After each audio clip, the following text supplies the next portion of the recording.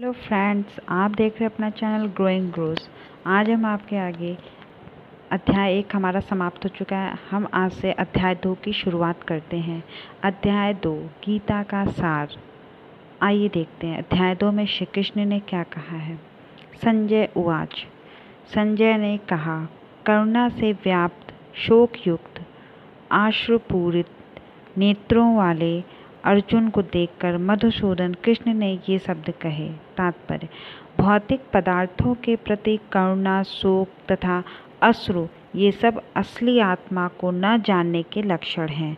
शाश्वत आत्मा के प्रति करुणा ही आत्म साक्षात्कार है। इस श्लोक में मधुसूदन शब्द महत्वपूर्ण है।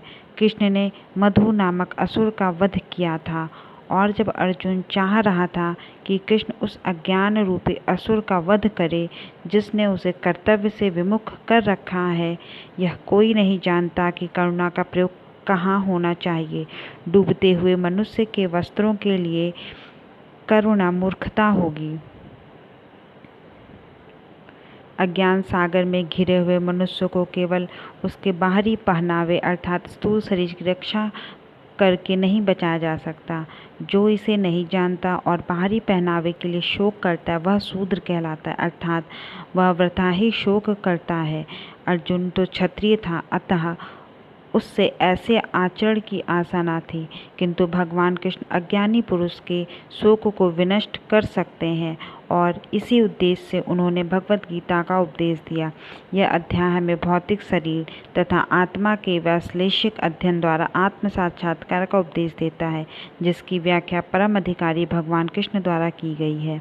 यह साक्षात्कार तभी संभव है जब मनुष्य निष्काम भाव से कर्म करे और आत्मबोध को प्राप्त करे।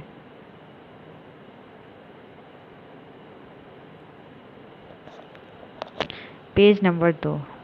आज हम 2 पेज लेके आए हैं। हमें इसको धीरे धीरे फ्रेंड्स आगे बढ़ाना है और अच्छे से समझते हुए चलना है। श्री भगवान ने कहा, हे अर्जुन, तुम्हारे मन में यह कल्पमस कैसे आया? यह उस मनुष्य के लिए तनिक भी अनुकूल नहीं है जो जीवन के मूल्यों को जानता हो। इससे उच्च लोक की नहीं अपितु अपयश की प्राप्ति होगी। तात्पर्य: कृष्ण तथा भगवान अभिन्न है, इसलिए श्री कृष्ण को संपूर्ण गीता में भगवान ही कहा गया है। भगवान परम सत्य की पराकाष्ठा है। परम सत्य का बोध ज्ञान की 3 अवस्थाओं में होता है: ब्रह्मा या निर्विशेष सर्वव्यापी चेतना, परमात्मा या भगवान का अंतर्यामी रूप जो समस्त जीवों के हृदय में है, तथा भगवान या श्री कृष्ण। श्रीमद् भागवत में परम सत्य की यह धारणा इस प्रकार बताई गई है: परम सत्य का ज्ञाता परम सत्य का अनुभव ज्ञान की 3 अवस्थाओं में करता है और सब अवस्थाएं एक रूप हैं। ये ब्रह्मा, परमात्मा तथा भगवान के रूप में व्यक्त की जाती हैं। इन 3 दिव्य पक्षों को सूर्य के दृष्टांत द्वारा समझा जा सकता है, क्योंकि उसके भी 3 भिन्न भिन्न पक्ष होते हैं, यथा धूप मतलब प्रकाश, सूर्य की सतह तथा सूर्य लोक स्वयं। जो सूर्य के प्रकाश का अध्ययन करता है वह नौसिखिया है। जो सूर्य की सतह को समझता है वह कुछ आगे बढ़ा हुआ होता है, और जो सूर्य लोक में प्रवेश कर सकता है वह सर्वोच्च ज्ञानी है। जो नौसिखिया सूर्य प्रकाश की, उसकी विश्वव्याप्ति तथा उसकी निर्विशेष प्रकृति के अखंड तेज के ज्ञान से ही तुष्ट हो जाता है, वह उस व्यक्ति के समान है जो परम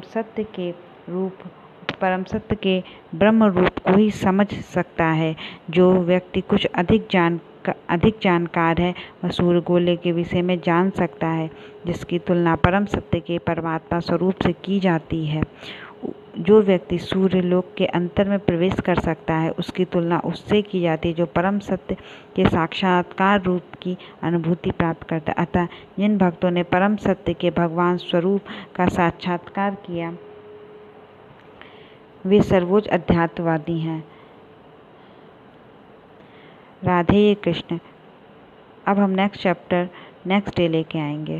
राधे कृष्ण।